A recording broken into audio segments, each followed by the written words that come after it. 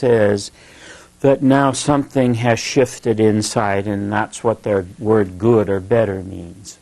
And how does your body? I want physiological language. I want them to try to notice where or what's happened in terms of the way it felt tighter or heavier or something before. Has there been some kind of easing? And that helps them for a lot of reasons in there, because lots of times, let's say it hurt in the neck, and they'll be able to say, oh, it's relaxed quite a bit, but there's still this little piece left, or there's still something that hurts here.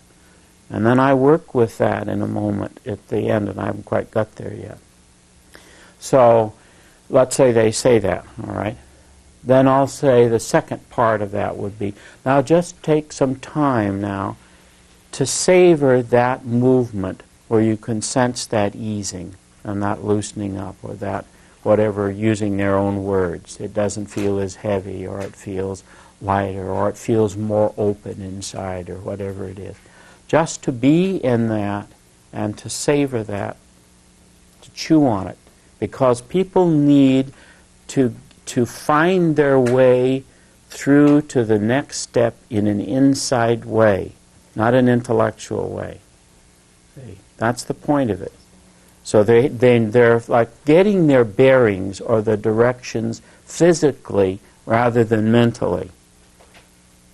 Yeah, by golly, because very oftentimes for many people, they may have carried that for 20, 30, 40, 50 years. And this moment of this shift inside is new territory.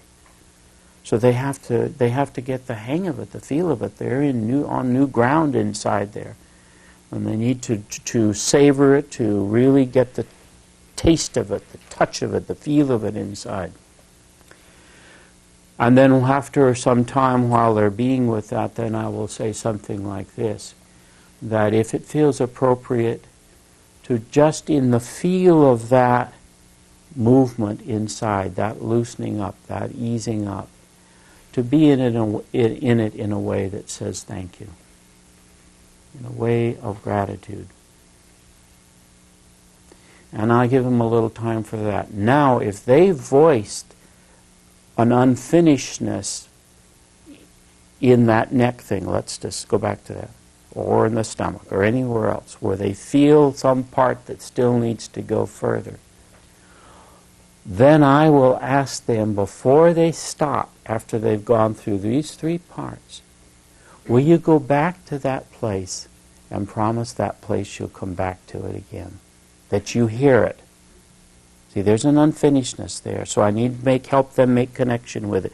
Will you go back to that place in the stomach where there's still a little tightness and something still needs to be listened to and held, and say, let that place know, I hear you and I'll come back to you sometime and check in with you again. And that oftentimes is really important, because that honors the unfinishedness as much as we are honoring what has moved and is finished. And then we keep this intact, because it's this that is the channel of the grace thing. That's why something happens. It's not the shift. It's what Nada was trying to get at when she talked about something, when something allows us to connect in the body, that's the channels of movement are open. The shifts are only like the frosting on the cake, so to speak. They're the things we notice because our body is saying thank you, thank you, thank you, thank you all the way through.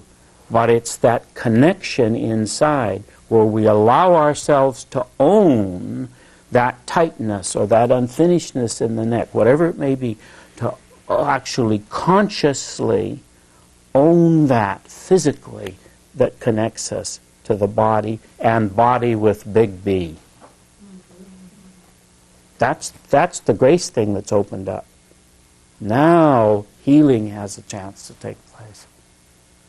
So as a guide, your role for either yourself or for other people is to be very aware of helping that whole thing stay connected that way. And one way is to, when any little unfinished piece that's brought up, always help them to make that connection there at the end, so that it can continue to unfold further. And I've many times when I've done that with someone, asked them to do that, right then and there, they say, "Oh, I just need to be with this." It says, "Don't leave me," right in the moment we have another big shift.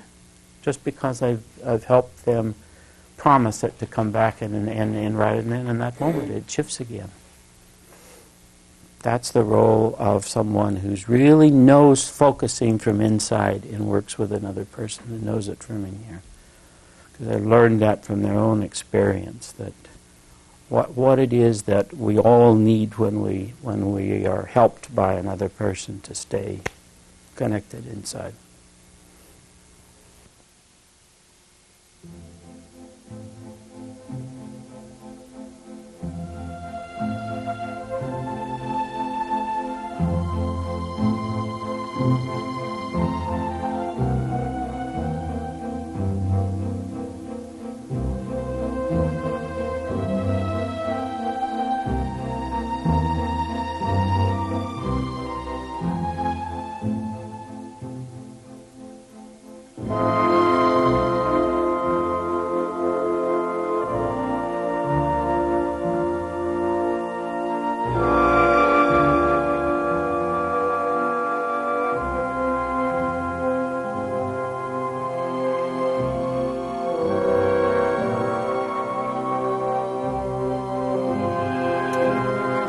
Let me, just as we close, read you this little girl that I talk about all the time.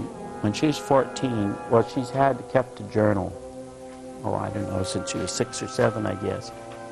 And the two of us are very close. And so she sends me many of the things in her journal that she wants to share with me about her journey.